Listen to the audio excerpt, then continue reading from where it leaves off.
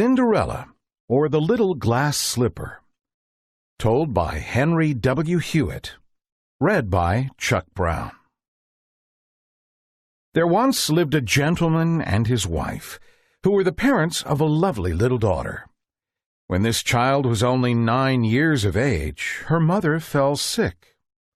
Finding her death coming on, she called her child to her and said to her, "My child, always be good. Bear everything that comes to you with patience, and whatever evil and troubles you may suffer, you will be happy in the end if you are so." Then the poor lady died, and her daughter was full of great grief at the loss of a mother so good and kind. The father, too, was unhappy, but he sought to get rid of his sorrow by marrying another wife, and he looked out for some prudent lady who might be a second mother to his child and a companion to himself. His choice fell on a widow lady of a proud and tyrannical temper, who had 2 daughters by a former marriage, both as haughty and bad-tempered as their mother. No sooner was the wedding over than the stepmother began to show her bad temper. She could not bear her stepdaughter's good qualities, that only showed up her daughter's unamiable ones still more obviously, and she accordingly compelled the poor girl to do all the drudgery of the household. It was she who washed the dishes, and scrubbed down the stairs, and polished the floors in my lady's chamber, and in those of the 2 pert misses, her daughters. And while the latter slept on good feather beds in elegant rooms, furnished with full-length looking-glasses, their sister lay in a wretched garret on an old straw mattress. Yet the poor thing bore this ill treatment very meekly, and did not dare complain to her father, who thought so much of his wife that he would only have scolded her. When her work was done, she used to sit in the chimney corner amongst the cinders, which had caused the nickname of Cinderella to be given her by the family. Yet, for all her shabby clothes, Cinderella was 100 times prettier than her sisters, let them be dressed ever so magnificently. The poor little cinder wench! This harsh stepmother was a sore trial to her. And how often, as she sat sadly by herself, did she feel that there is no mother like our own, the dear parent whose flesh and blood we are, and who bears all our little cares and sorrows tenderly, as in the apple of her eye. It happened that the king's son gave a ball, to which he invited all the nobility, and as our 2 young ladies made a great figure in the world, they were included in the list of invitations. So they began to be very busy choosing what headdress and which gown would be the most becoming. Here was fresh work for poor Cinderella, for it was she, forsooth, who was to starch and get up their ruffles, and iron all their fine linen, and nothing but dress was talked about for days together. "I," said the eldest, "shall put on my red velvet dress with my point lace trimmings. And I," said the younger sister, "shall wear my usual petticoat, but shall set it off with my gold brocaded train and my circlet of diamonds." They sent for a clever tire-woman to prepare the double rows of quilling for their caps, and they purchased a quantity of fashionably cut patches.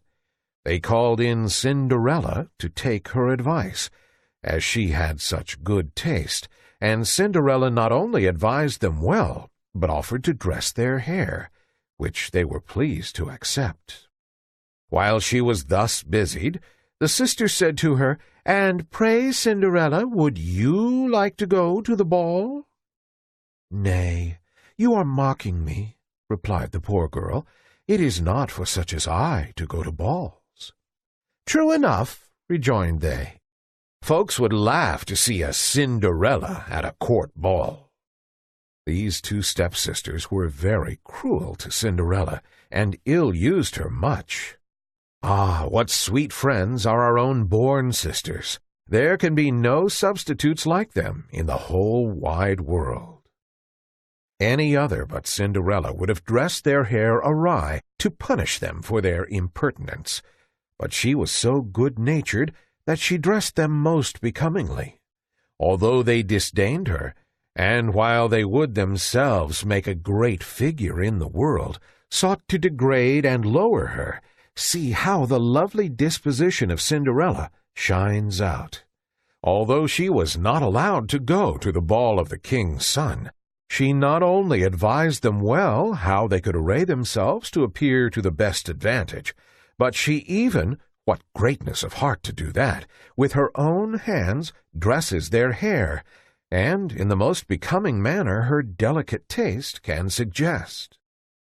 The two sisters were so delighted that they scarcely ate a morsel for a couple of days. They spent their whole time before a looking-glass, and they would be laced so tight to make their waists as slender as possible that more than a dozen stay-laces were broken in the attempt. The long-wished-for evening came at last, and these proud misses stepped into the carriage and drove away to the palace. Cinderella looked after the coach as far as she could see, and then returned to the kitchen in tears, where for the first time she bewailed her hard and cruel degradation. She continued sobbing in the corner of the chimney, until a rapping at the kitchen door roused her, and she got up to see what had occasioned it. She found a little old beggar-woman hobbling on crutches, who besought her to give her some food. "I have only part of my own supper for you, Goody, which is no better than a dry crust. But if you like to step in and warm yourself, you can do so, and welcome." "Thank you, my dear," said the old woman in a feeble, croaking voice. She then hobbled in and took her seat by the fire. "Hey, dearie me, what are all these tears, my child?" said the old woman. And then Cinderella told the old woman all her griefs, how her sisters had gone to the ball, and how she wished to go too, but had no clothes or means to do so.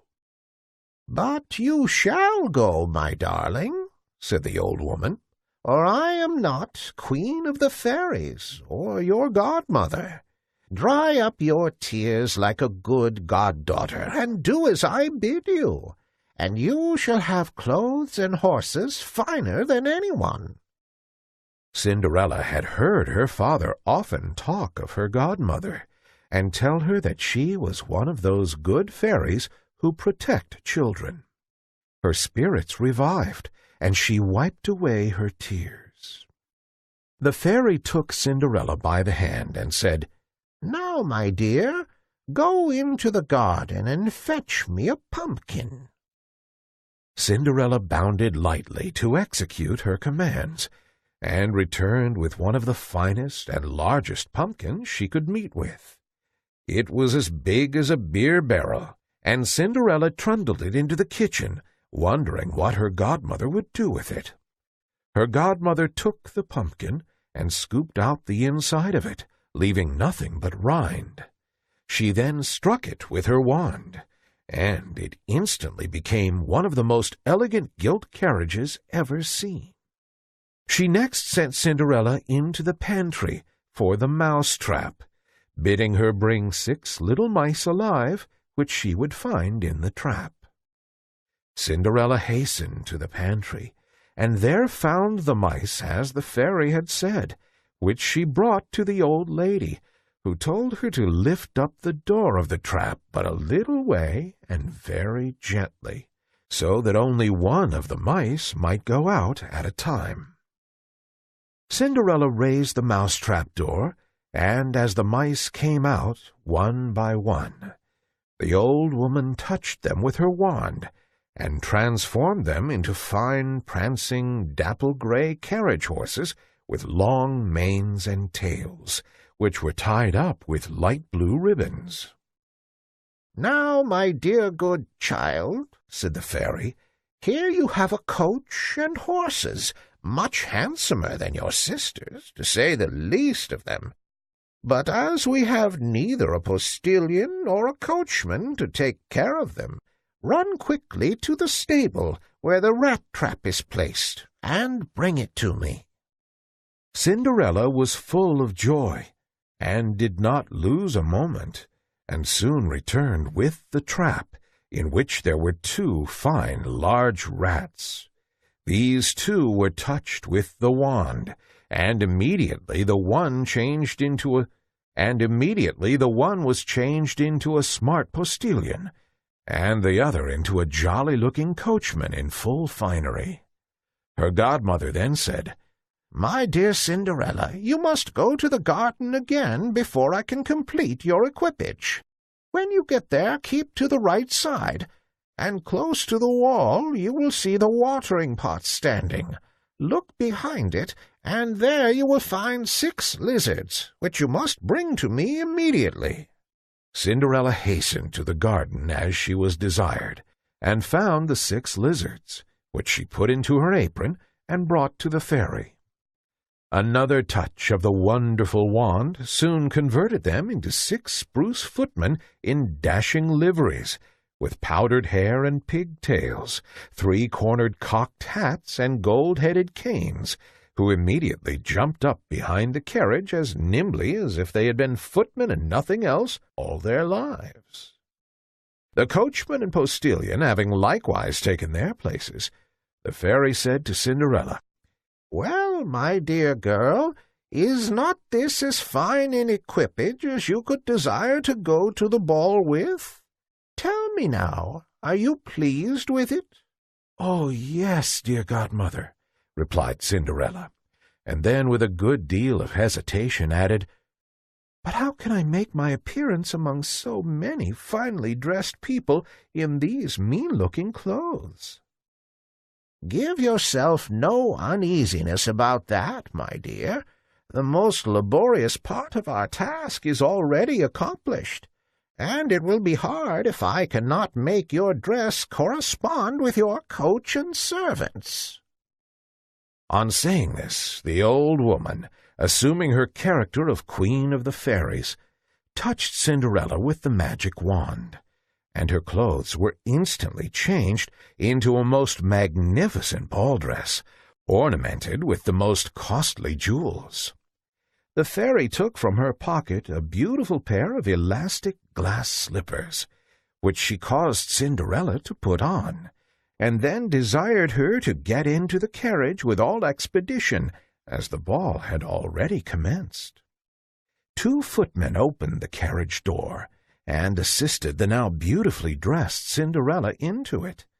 Her godmother, before she took leave, strictly charged her, on no account whatever, to stay at the ball after the clock had struck 12, and then added that if she stopped but a single moment beyond that time, her fine coach, horses, coachman, postilion, and footmen, and fine apparel, would all return to their original shapes of pumpkin, mice, rats, lizards, and mean-looking clothes. Cinderella promised faithfully to attend to everything that the fairy had mentioned, and then, quite overjoyed, gave the direction to the footman, who bawled out in a loud and commanding tone to the coachman, "To the royal palace!" The coachman touched his prancing horses lightly with his whip, and swiftly the carriage started off, and in a short time reached the palace. The arrival of so splendid an equipage as Cinderella's could not fail to attract general notice at the palace gates, and as it drove up to the marble portico, the servants in great numbers came out to see it. Information was quickly taken to the king's son that a beautiful young lady, evidently some princess, was in waiting. His Royal Highness hastened to the door, welcomed Cinderella, and handed her out of the carriage. He then led her gracefully into the ballroom, and introduced her to his father, the king. The moment she appeared, all conversation was hushed. The violins ceased playing, and the dancing stopped short, so great was the sensation produced by the stranger's beauty. A confused murmur of admiration fluttered through the crowd, and each was fain to exclaim, "How surpassingly lovely she is!" The ladies were all busy examining her headdress and her clothes, in order to get similar ones the very next day, if indeed they could meet with stuffs of such rich patterns, and find workwomen clever enough to make them up. "What a lovely creature! So fair, so beautiful! What a handsome figure! How elegantly she is dressed!" Even the prince's father, old as he was, could not behold her with indifference, but wiped his eyeglass and used it very much, and said very often to the queen that he had never seen so sweet a being. The king's son handed Cinderella to one of the most distinguished seats on the dais at the top of the hall, and begged she would allow him to hand her some refreshments. Cinderella received them with great grace. When this was over, the prince requested to have the honor of dancing with her. Cinderella smiled consent, and the delighted prince immediately led her out to the head of the dance, just about to commence. The eyes of the whole company were fixed upon the beautiful pair. The trumpet sounded, and the music struck up, and the dance commenced. But if Cinderella's beauty, elegant figure, and the splendor of her dress had before drawn the attention of the whole room, the astonishment at her dancing was still greater. Gracefulness seemed to play in all her motions. The airy lightness with which she floated along, as buoyant as thistledown, drew forth a general murmur of admiration. The hall rang with the loudest acclamations of applause, and the company, all in one voice, pronounced her the most elegant creature that had ever been seen. And this was the little girl who had passed a great part of her life in the kitchen, and had always been called a cinder wench. When the dance was ended, a magnificent feast was served up, consisting of all delicacies. So much was the young prince engaged with Cinderella that he did not eat one morsel of the supper. Cinderella drew near her sisters and frequently spoke to them, and in her goodness of heart she offered them the delicacies which she had received from the prince. But they did not know she was their sister. When Cinderella heard the clock strike 11:15, she made a low courtesy to the whole assembly and retired in haste. You see how fortune befriends the good-hearted, and even out of such unpromising material as a pumpkin and mice can make a coach and six with which to honor her worthy favorite. So Cinderella goes to the ball. But to teach her to be diligent and faithful in her engagements, her fairy godmother enjoins upon her that she return home at 12. Native beauty and grace attract the princely heart, and while the king's son pays no heed to her pretentious sisters, he is all grace and condescension to little Cinderella. Obedient to her engagement with her godmother, she returns in all the splendor and honor of the coach and six. On returning home, she found her godmother, and after thanking her for the treat she had enjoyed, she ventured to express a wish to return to the ball on the following evening, as the prince had requested her to do. She was still relating to her godmother all that had happened at court, when her two sisters knocked at the door. Cinderella went and let them in, pretending to yawn and stretch herself and rub her eyes, and saying, "How late you are," just as if she was waked up out of a nap, though, truth to say, she had never felt less disposed to sleep in her life. "If you had been to the ball," said one of the sisters, "you would not have thought it late. There came the most beautiful princess ever seen, who loaded us with polite attentions, and gave us oranges and citrons." Cinderella could scarcely contain her delight, and inquired the name of the princess. But they replied that nobody knew her name, and that the king's son was in great trouble about her, and would give the world to know who she could be. "Is she, then, so very beautiful?" said Cinderella, smiling. "Oh, my! How I should like to see her! Oh, do, my Lady Javotte, lend me the yellow dress you wear every day, that I may go to the ball and have a peep at this wonderful princess." "A likely story indeed," cried Javotte, tossing her head disdainfully, "that I should lend my clothes to a dirty Cinderella like you." Cinderella expected to be refused, and was not sorry for it, as she would have been puzzled what to do had her sister really lent her the dress she begged to have. On the following evening the sisters again went to the court ball, and so did Cinderella, dressed even more magnificently than before. The king's son never left her side, and kept paying her the most flattering attentions. The young lady was nothing loath to listen to him, so it came to pass that she forgot her godmother's injunctions, and indeed lost her reckoning so completely that before she deemed it could be 11 o'clock, she was startled at hearing the first stroke of midnight. She rose hastily and flew away like a startled fawn. The prince attempted to follow her, but she was too swift for him. Only as she flew, she dropped one of her glass slippers, which he picked up very eagerly. Cinderella reached home quite out of breath, without either coach or footman, and with only her shabby clothes on her back. Nothing, in short, remained of her recent magnificence, save a little glass slipper, the fellow to the one she had lost.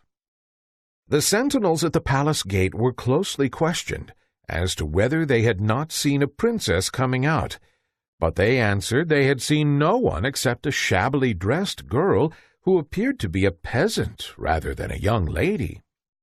On this second night, as you have taken notice, dazzled by worldly show and the pleasing flattery of her royal lover, Cinderella overstays her time, and is compelled to make her way back to her father's house on foot and in rags.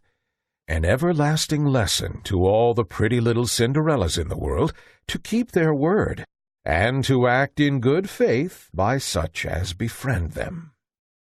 Never mind, her heart is in the right place. She is a charming good creature, and although virtue goes home in rags, it will leave some token behind, some footprint by which it can be known and traced wherever it has once walked.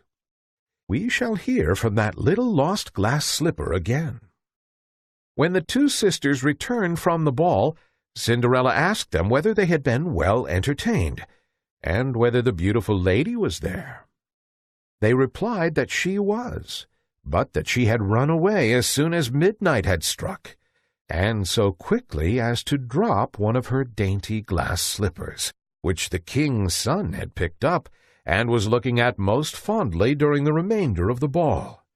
Indeed, it seemed beyond a doubt that he was deeply enamored of the beautiful creature to whom it belonged. They spoke truly enough, for a few days afterwards the king's son caused a proclamation to be made by sound of trumpet all over the kingdom, to the effect that he would marry her whose foot should be found to fit the slipper exactly. So the slipper was first tried on by all the princesses, then by all the duchesses, and next by all the persons belonging to the court, but in vain. It was then carried to the two sisters, who tried with all their might to force their feet into its delicate proportions, but with no better success. Cinderella, who was present and recognized her slipper, now laughed and said, "Suppose I were to try." Her sisters ridiculed such an idea, but the gentleman who was appointed to it was but fair she should do so, as he had orders to try it on every young maiden in the kingdom.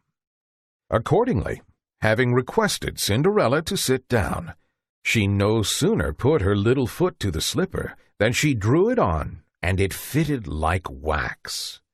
The sisters were quite amazed, but their astonishment increased tenfold when Cinderella drew the fellow slipper out of her pocket and put it on. Her godmother then made her appearance, and having touched Cinderella's clothes with her wand, made them still more magnificent than those she had previously worn. Her two sisters now recognized her for the beautiful stranger they had seen at the ball, and falling at her feet, implored her forgiveness for their unworthy treatment, and all the insults they had heaped upon her head. Cinderella raised them, saying, as she embraced them, that she not only forgave them with all her heart, but wished for their affection. She was then taken to the palace of the young prince, in whose eyes she appeared yet more lovely than before, and who married her shortly after. Cinderella, who was as good as she was beautiful, allowed her sisters to lodge in the palace, and gave them in marriage that same day to two lords belonging to the court. The amiable qualities of Cinderella were as conspicuous after as they had been before marriage. The end. Thanks for listening to this story. Download it for free from lineupyourbrain.com. Visit our website again soon for more great free audio stories.